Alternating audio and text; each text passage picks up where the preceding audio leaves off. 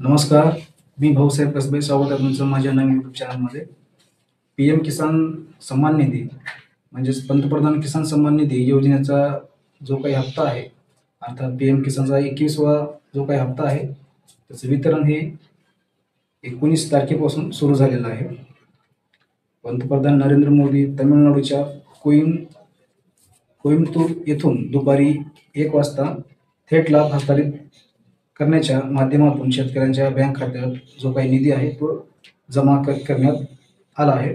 19 तारखेलाच म्हणजे कालच पंतप्रधान नरेंद्र मोदी कोइंबतूर येथून जो काही 21वा हप्ता आहे तो जमा करण्यास सुरुवात केलेली आहे. राज्यातील PM किसान सन्मान निधी योजनेच्या 90,041 लाख पात्र शेतकऱ्यांच्या बँक खात्यात 1,808 कोटी याहून अधिक निधी हे जमा करण्यात आलेली आहे, अशी माहिती कृषी विभागाने प्रसिद्ध केली आहे. या योजनेच्या लाभासाठी अभिलेख नोंदणी अद्ययावत करणे, बँक खाते आधार संलग्न करणे, KYC प्रमाणीकरण करणे या बाबी बंधनकारक आहेत. ज्या शेतकऱ्यांनी या बाबीची पूर्तता केली नसेल त्या शेतकऱ्यांना लाभ मिळणार नाही, असेही कृषी विभागाने सांगितलेलं आहे.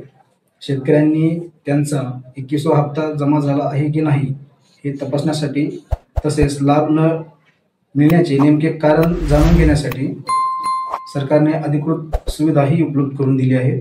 यासाठी शेतकऱ्यांनी PM किसान योजनेच्या अधिकृत वेबसाईटवरती म्हणजेच pmkisan.gov.in या संकेतस्थळावरती भेट देऊन तुम्ही तुमचं स्टॅटसही चेक करू शकता. ज्या शेतकऱ्यांकडे फार्मर ID कार्ड बनलेला आहे अशा शेतकऱ्यांनाच जो काही 21वा हप्ता आहे तो मिळण्यास सुरुवात झाला आहे.